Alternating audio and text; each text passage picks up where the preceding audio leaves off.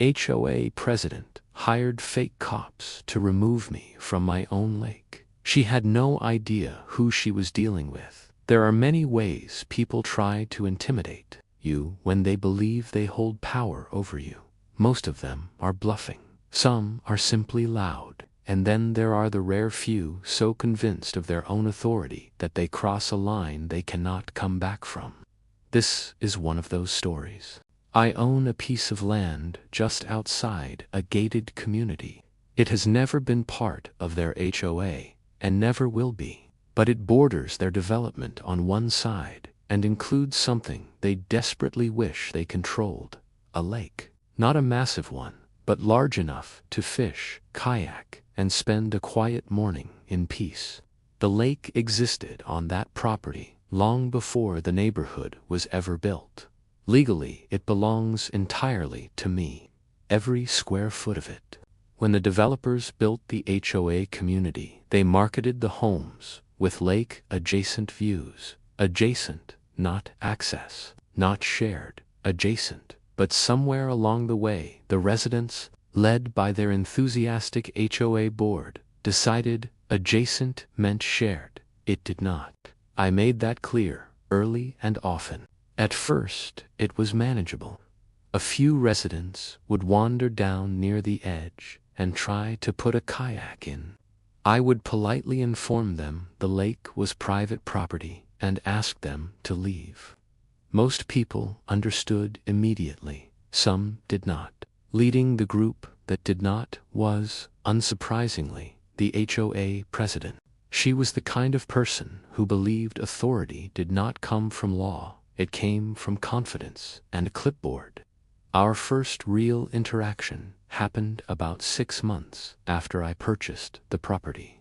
I was out by the lake early one morning, fishing alone, just me and the water and a quiet sunrise, until I heard someone clearing their throat loudly behind me. I turned to find her standing there, dressed like she was about to host a neighborhood board meeting, rather than walk across uneven grass to reach a private lake at dawn. "You cannot fish here," she said. I blinked. "This lake is for community use," she continued.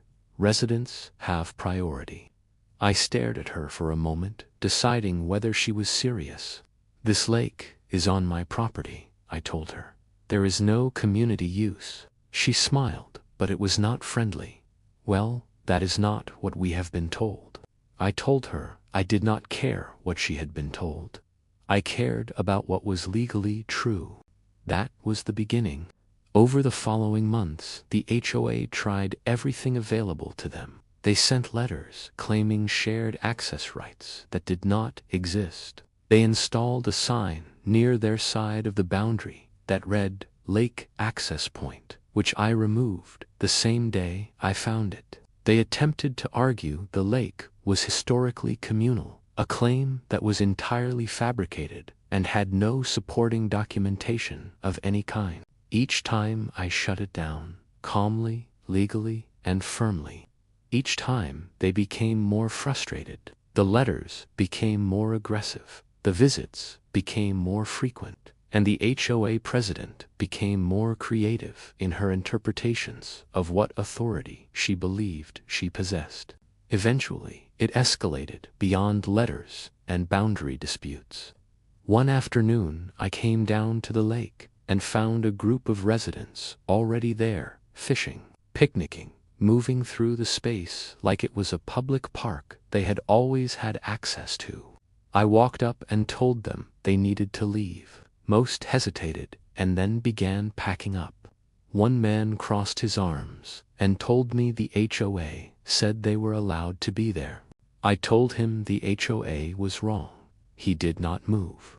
I pulled out my phone and told him I was calling the sheriff. He reconsidered. They all left. I assumed that would be the end of the escalation. I was wrong. It was a Saturday afternoon, about a week later. Bright and warm, perfect weather. I was out on the small dock I had built, fishing, when I heard engines approaching on the service road nearby. Then the vehicle stopped. Doors slammed. Multiple sets of footsteps started moving, toward me through the grass. I turned around. Two men were walking toward me, wearing dark uniforms with badges on their chests and utility belts around their waists. One of them called out while they were still some distance away, "Sir, step away from the water." I did not move. I watched them approach with their shoulders squared and their expressions set in practiced authority. They told me they had received a complaint. They said I was trespassing and illegally fishing on community property. I almost laughed. "Is that right?" I said. "Yes, sir," the first one replied. "We are going to need you to put the fishing rod down and come with us." Here is the thing about real law enforcement. I have dealt with actual officers many times in my career, and something about these two was immediately wrong. The uniforms were close, but not quite accurate. The badges looked generic rather than department-specific, and most importantly, their approach was backwards.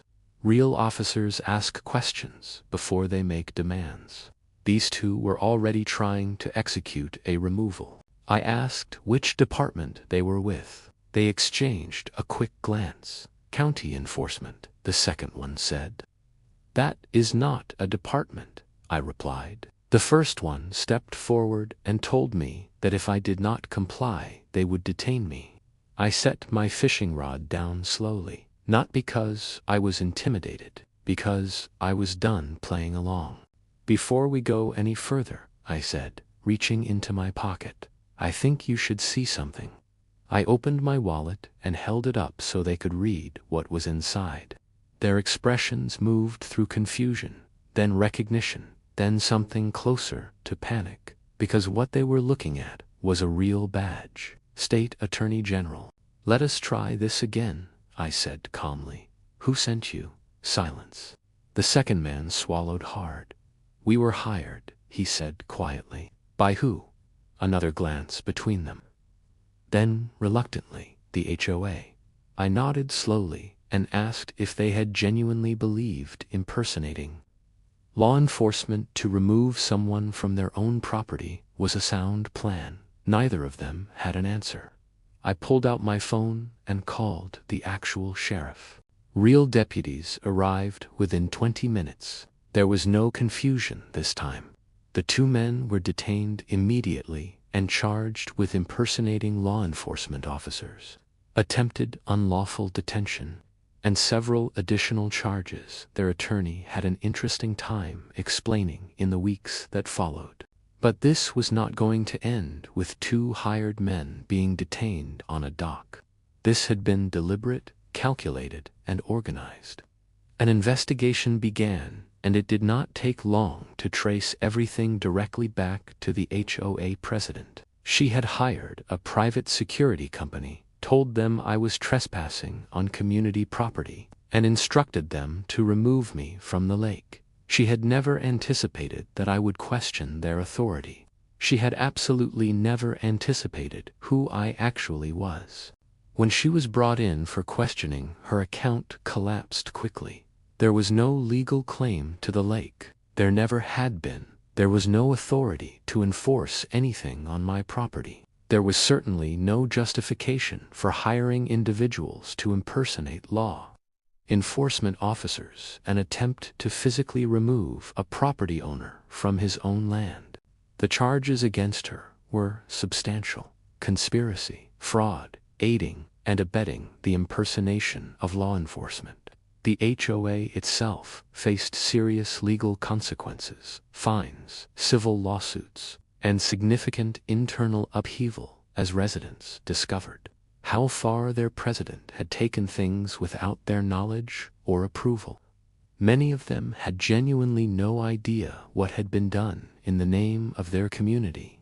As for me, I went back to fishing.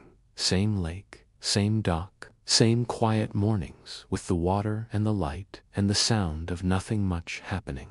But there is a new sign posted clearly at the edge of my property now.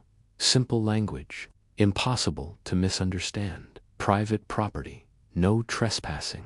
Not that it was ever unclear. The deed said it, the survey said it, the law said it. Some people simply need to learn the hard way. And in this case, the lesson arrived in the form of real deputies, real charges, and a very real badge that ended a very poorly planned Saturday afternoon. There is a particular kind of arrogance that comes with holding a title in a small community for long enough that nobody around you remembers challenging it. It mistakes the absence of opposition for the presence of authority. It mistakes compliance for agreement. And it makes the kind of decisions that look reasonable from inside a clipboard in confidence, worldview, and completely indefensible from anywhere else. The lake is still there, still private, still mine. The mornings are still quiet, and the dock I built with my own hands is still exactly where I put it on my property, on my time, doing exactly what I intended when I bought that land. Some things were never theirs to take.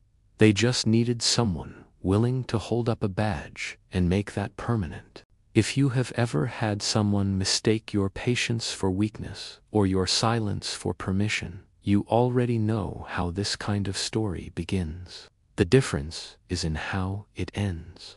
And how it ends usually depends on whether you knew your rights before they decided to test them. Know what you own, know what it is worth, and make sure that when someone shows up on a Saturday afternoon trying to tell you otherwise, you are ready to have that conversation in a way they were not expecting. The dock is open, the fishing is good, and the sign at the property line is very clearly visible from the HOA side of the fence. Some lessons cost nothing. This one cost the HOA president everything she had built in that community over years of clipboard authority and manufactured confidence. Not because the law was dramatic about it, but because the law is patient and it does not need a costume to make itself understood. That is the part they never see coming.